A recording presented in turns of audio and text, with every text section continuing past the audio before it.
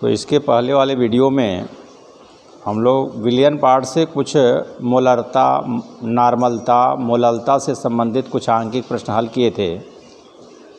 आज हम लोग विलियन पार्ट से ही कुछ अन्य प्रकार के प्रश्न जिसमें हम लोग मोल अंश या मोल प्रभाज निकालना सीखेंगे, पराशरण दाब कैसे ज्ञात किया जाता है उसको ज्ञात करेंगे, और विलयन का या विलायक का वाष्प दाब हम कैसे ज्ञात करते हैं उसकी हम लोग चर्चा करेंगे। तो देखिए कुछ प्रश्न यहाँ पर लिए गए हैं, तो इसको ध्यानपूर्वक हम लोग देखेंगे। तो प्रश्न है, देखिएगा कि 90 ग्राम जल में एसीटोन के 5.8 ग्राम घुले हैं। विलयन में जल तथा एसीटोन का मोल प्रभाज ज्ञात कीजिए। मतलब विलयन है किसका किसका, जल का और एसीटोन का। तो हम दोनों का मोल अंश या मोल प्रभाज ज्ञात करने के लिए मोल प्रभाज को ही मोल अंश कहा जाता है। तो मोल अंश या मोल प्रभाज ज्ञात करने के लिए सबसे पहले विलयन में जो भी अवयव हैं, जैसे यहाँ पर जल और एसीटोन है, तो उनके पहले मोलों की संख्या हम लोग ज्ञात करते हैं। मोलों की संख्या ज्ञात करने के बाद ही उसके बाद फिर मोल अंश या मोल प्रभाज ज्ञात करते हैं। तो देखिएगा पहले आपका जल है, 90 ग्राम जल है, तो पहले जल के मोलों की संख्या हम लोग निकालेंगे। देखिएगा जल के मोलों की संख्या बराबर जल के मोलों की संख्या, मोलों की संख्या का सूत्र हम लोग जानते हैं, W/m होता है। W क्या है, पदार्थ का द्रव्यमान ग्राम में। तो 90 ग्राम जल है आपका, तो W की जगह 90 हो जाएगा।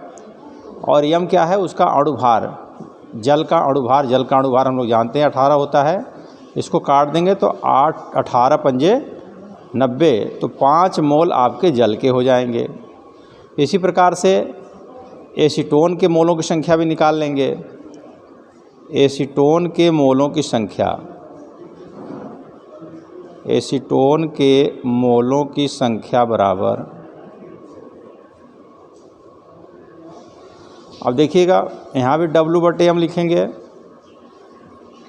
अब W कितना है एसीटोन का, देखिए इसमें 5.8 ग्राम दिया है, यहाँ लिख देंगे 5.8। और m क्या है, अणुभार है, किसका, एसीटोन का। तो अणुभार निकालने के लिए हमको क्या मालूम होना चाहिए, सूत्र इसका मालूम होना चाहिए। तो एसीटोन का सूत्र हम लोग जानते हैं CH3COCH3। एसीटोन का सूत्र है, इसका अणुभार निकालेंगे। देखिए कार्बन का 12 परमाणु भार होता है, हाइड्रोजन का 1 होता है, तो 3 क्या 3 हो जाएगा। कार्बन का फिर 12 लिख दीजिए, ऑक्सीजन का देखिए फिर 16 लिख देंगे, फिर कार्बन का आपका 12 हो जाएगा और हाइड्रोजन का 3 क्या 3 हो जाएगा। इसको पूरा आप जोड़ दीजिएगा तो 58 आएगा। तो एसीटोन का अणुभार कितना होता है, 58। यहाँ पर 58 कर दीजिएगा। अब इसको काट दीजिए कि 5.8 है, ये आपका 58 है। इसको काटेंगे तो 58 क्या 58.1 आ जाएगा, मतलब 0.1 मोल आपका एसीटोन का है। तो पहले हम क्या कर लिए, मोलों की संख्या निकाल लिए। अब हम जल और एसीटोन का मोल प्रभाज पूछ रहा है, तो अब जल का मोल प्रभाज निकालने के लिए देखिएगा, जल का मोल प्रभाज, मोल प्रभाज का फार्मूला हम लोग को मालूम होगा। तो जिसका मोल प्रभाज निकालना है उसके मोलों की संख्या को ऊपर लिखिए।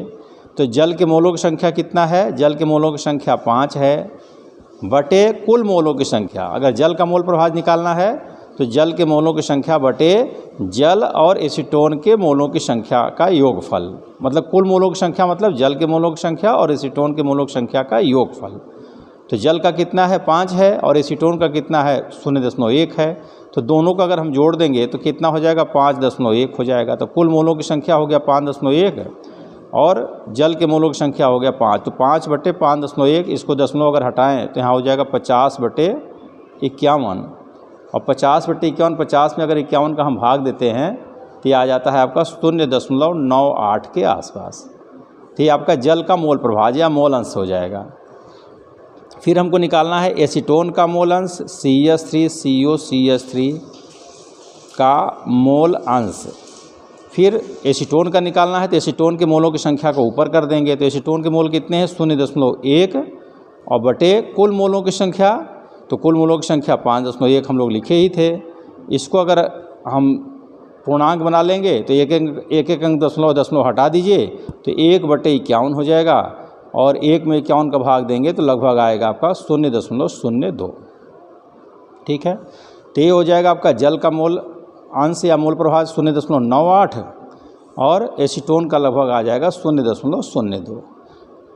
एक दूसरा भी तरीका है, जैसे हम जल का मोल अंश निकाल लिए तो एक का अगर निकालिए तो दूसरे का निकालने के लिए अगर एसीटोन का मोल अंश निकालना हो तो 1 में से जल के मोल अंश को अगर घटा देंगे तो एसीटोन का मोल अंश आ सकता है। ये दूसरा तरीका है। तो देखिए 1 में से अगर हम इसको घटाते 0.98 को तो 0.02 ही आता। तो चाहे इस सूत्र की सहायता से निकाल लें या 1 में से जो पहला वाला आया है मोल अंश उसको घटा देंगे तो दूसरे वाले का अपने आप आ जाएगा। तो इस प्रकार से हम मोल अंश या मोल प्रभाव से संबंधित हम आंकिक प्रश्न को हल कर सकते हैं। इसमें आपको ध्यान देना है क्या कि सबसे पहले जिस विलयन में जो जो अवयव हैं पहले उनके मोलों की संख्या अलग अलग निकाल लीजिए और फिर मोलों की संख्या जब आ जाएगा तो फिर सूत्र का प्रयोग करके हम मोल अंश निकाल लेंगे। दूसरा प्रश्न है पराशरण दाब से संबंधित। देखिए 27 डिग्री सेल्सियस पर यूरिया के 10% विलयन के पराशरण दाब की गणना कीजिए। तो हम लोग जानते हैं कि पराशरण दाब को हम पाई से या पी से प्रदर्शित करते हैं। तो पी या पाई बराबर क्या होता है, हम लोग जानते हैं CRT या CST लिखते हैं। C माने सांद्रता, R माने विलयन स्थिरांक, R की जगह S का भी प्रयोग किया जाता है और T आपका परम ताप है। तो C, अब C सांद्रता क्या है, सांद्रता मतलब मोलरता के पदों में। तो C को हम फिर क्या लिख सकते हैं N/V और फिर ये आपका RT हो जाएगा। फिर N का भी विस्तार अगर हम कर दें तो W/M होता है, W/M और ये V हो गया और फिर ये आपका RT हो जाएगा। तो WRT/M भी इसका पराशरण दाब का सूत्र हो जाएगा। फिर W, अब देखिएगा इसमें दिया है 10% विलयन, यूरिया का 10% विलयन। इसका मतलब होता है कि 10 ग्राम घुला हुआ है यूरिया 100 मिलीलीटर विलयन में। इसी 10%, 5% का मतलब 5 ग्राम घुला हुआ है 100 मिलीलीटर विलयन में। तो W क्या हो गया 10 ग्राम। तो यहाँ पर W की जगह हम क्या कर दिए 10 कर दिए। R का मान जानते हैं, R या S का मान जो है वो नियत होता है, स्थिर होता है। उसका मान कितना होता है 0.082, एक भी लिखा जाता है लेकिन इतना भी हो जाएगा 0.082 लीटर वायुमंडल प्रति केल्विन प्रति मोल। और T आपका परम ताप है। तो 27 में हम 273 जोड़ देंगे। ये डिग्री सेल्सियस है, देखिए 27 डिग्री सेल्सियस है, इसको केल्विन में चेंज करेंगे तो हो जाएगा 27 में 273 जोड़ देंगे तो ये आपका हो जाएगा 300। ये 300 हो जाएगा। और फिर बटे यम क्या हो गया अणुभार किसका, यूरिया का सूत्र हम लोग जानते ही है NH2CO, उसका अणुभार निकालते हैं तो 60 आता है। और V क्या है, आयतन, विलयन का आयतन लीटर में। तो अभी कहा गया ना कि 10% का मतलब 10 ग्राम घुला हुआ है 100 मिलीलीटर विलयन में। तो विलयन कितना है 100 मिलीलीटर। और मिलीलीटर को लीटर में अगर चेंज करेंगे तो 100 मिलीलीटर हो गया बटे 1000 रुपये चला जाएगा। ठीक है, अब इसको आप हल कर लीजिए। देखिए 1 0 2 0 3 0 इसको काट सकते हैं आप, और फिर 1 2 3 0 इसको भी आप काट सकते हैं। फिर इसको काट दीजिए आप, देखिए 6 1 6, 6 5 30, 6 0 0 कर दीजिए।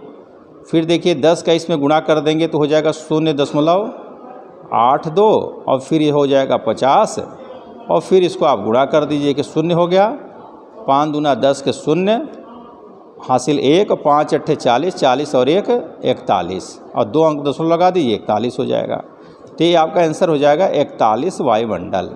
पराशरण दाब का मात्रक वायुमंडल होता है।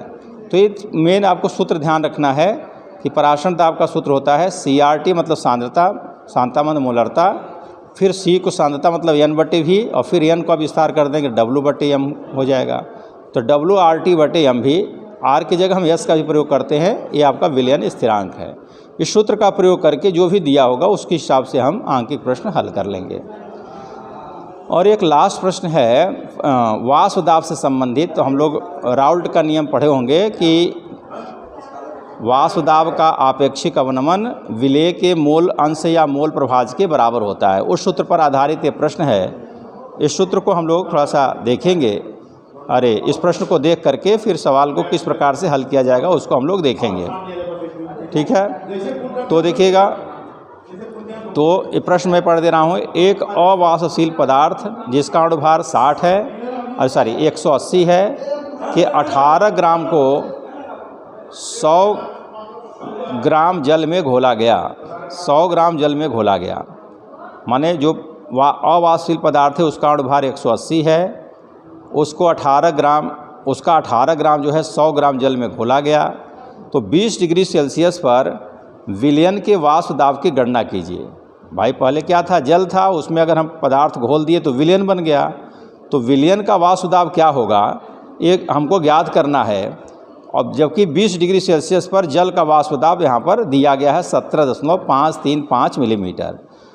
जल क्या है, विलायक है, तो विलायक का वाष्प दाब दिया गया है और विलयन का वाष्प दाब हमको ज्ञात करना है। तो इस सूत्र का हम लोग प्रयोग करेंगे। देखिएगा जो हम लोग राउल्ट का नियम पढ़े थे उसी सूत्र का प्रयोग हम लोग करेंगे। ठीक है, तो एक बार देखेंगे हम लोग। ब्लंड आ रहा है, थोड़ा सा सही हो जाए। हाँ ठीक। तो अब देखिए सूत्र क्या होता है, एक बार देखिएगा। P0 माइनस PS अपान PS बराबर स्मॉल n बटे कैपिटल N। P0 क्या है, विलायक का वाष्प दाब, विलायक माने यहाँ पर जल है। PS आपका विलयन का वाष्प दाब, और स्मॉल n जो है विलेय के मोलों की संख्या, और कैपिटल N जो है वो विलायक के मोलों की संख्या है। इस सूत्र का प्रयोग करके कोई भी आंकिक प्रश्न होगा तो इस सूत्र का हम प्रयोग करेंगे। वैसे तो हम लोग राउल्ट के नियम लिखते हैं क्या, P0 minus PS upon P0 equal to n upon small n plus capital N। लेकिन जब आंकिक प्रश्न हम लोग हल करते हैं तो इस सूत्र का हम लोग प्रयोग करेंगे। इस सूत्र का प्रयोग करेंगे तो आसानी से इसको हम लोग हल कर सकते हैं। तो देखिएगा एक बार, मैं मान रख रहा हूँ। तो देखिए जल का वाष्प दाब देखिए दिया है 17.535। तो P0 क्या है, विलायक मतलब जल का वाष्प दाब, तो यहाँ पर हम लोग लिखेंगे 17.535 माइनस PS विलयन का वाष्प दाब हमको ज्ञात करना है, प्रश्न में दिया गया है। PS हमको ज्ञात करना है, यहाँ भी PS लिख दीजिएगा। और स्मॉल n क्या है, विलेय के मोलों की संख्या, तो इसको हम लिख सकते हैं स्मॉल W बटे स्मॉल m, मोलों की संख्या W बटे m होता है। और कैपिटल N की जगह हम क्या लिख देंगे, कैपिटल W बटे कैपिटल M आपका ऊपर चला जाएगा। ठीक है, फिर लिख लीजिए 17.535 माइनस PS अपान PS और बराबर W। अब विलेय का द्रव्यमान कितना है, देखिए 18 ग्राम को जो है घोला गया है 100 ग्राम जल में, तो विलेय कितना हो गया आपका 18 ग्राम। ठीक है, गुणित कैपिटल M क्या है, विलायक, विलायक क्या है यहाँ पर जल है। देखिए 100 ग्राम जल में घोला गया है, तो विलायक आपका जल है, तो जल का अणुभार हम लोग जानते हैं 18 होता है। और यम क्या है, विलेय का अणुभार, देखिए अवाष्पशील पदार्थ जिसको घोला गया है उसका अणुभार 180 दिया गया है यहाँ पर। और कैपिटल W क्या है, वो विलायक का द्रव्यमान है, तो कितना विलायक है, 100 ग्राम जल है, तो विलायक का द्रव्यमान आपका 100 है। अब इसी को हम लोग को हल कर लेना है। ठीक है, तो देखिएगा एक बार, तो देखिएगा 18 से इसको काट दिया, 18 दहा में हम कर सकते हैं। ठीक है, 18 दहा में 180, तो नीचे आपका 100 गुणित 10 हो जाएगा, 1000 हो जाएगा। तो एक लाइन हम यहाँ पर लिख रहे हैं या करके, देखिए मैं लिख रहा हूँ या करके, यहाँ पर या भी नीचे लिख दिया जाए। देखिएगा 17.535 माइनस PS अपान PS बराबर, देखिए ऊपर खाली 18 बचा और नीचे आपका 100 में 10 का गुणा करेंगे 1000 हो जाएगा। ठीक है, अब अगर हम तिर्यक गुणा कर दें, देखिए तिर्यक गुणा कर दें तो 1000 का गुणा इसमें करेंगे, दशमलव हट जाएगा आपका। तो फिर यहाँ पर आप थोड़ा सा देखिएगा, इसको आगे देखिए, इधर यहाँ से फिर आगे देख लीजिएगा। तो देखिए यहाँ पर 1000 गुणा कर दिए तो क्या हो गया, 17,535। फिर देखिए 1000 का गुणा इसमें करेंगे तो माइनस 1000 PS। ठीक है, बराबर करके फिर तिर्यक गुणा अगर कर दिया, 18 का गुणा PS में कर दें तो 18 PS। ठीक है, 18 PS हो जाएगा। फिर इसको अगर हल कर लें तो 1000 को अगर इधर कर दें तो यहाँ पर लिख सकते हैं 17,535 बराबर 18 PS, और इधर ऋण 1000 PS है तो पक्षांतर कर देंगे इधर, तो प्लस हो जाएगा 1000 PS। 1000 और 18 जोड़ देंगे तो हो जाएगा 1018 PS बराबर 17,535। तो PS बराबर 17,535 बटे 1018। अब इसी को इसमें 17,535 में 1018 का अगर हम भाग दे दें तो ये आपका लगभग आ जाएगा 17.225, ठीक है, मिलीमीटर। तो ये क्या हो जाएगा, विलियन का वाष्पदाब आपका 17.225 हो जाएगा। उत्तर आपका सही है गलत है तो इससे भी इसकी जांच कर सकते हैं। जानते हैं ना, किसी भी विलायक में किसी अवाष्पशील पदार्थ को घोला जाता है तो उसके वाष्पदाब में कमी हो जाती है। तो देखिए विलायक जल का वाष्पदाब कितना था, 17.535 मिलीमीटर, और जो विलयन बना उसका वाष्पदाब देखिए घट गया, 17.535 से घट करके 17.225 हो गया। मतलब हम लोगों का आंसर सही है, ठीक है।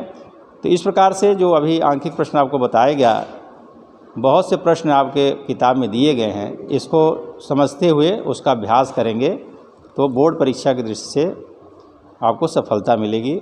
धन्यवाद।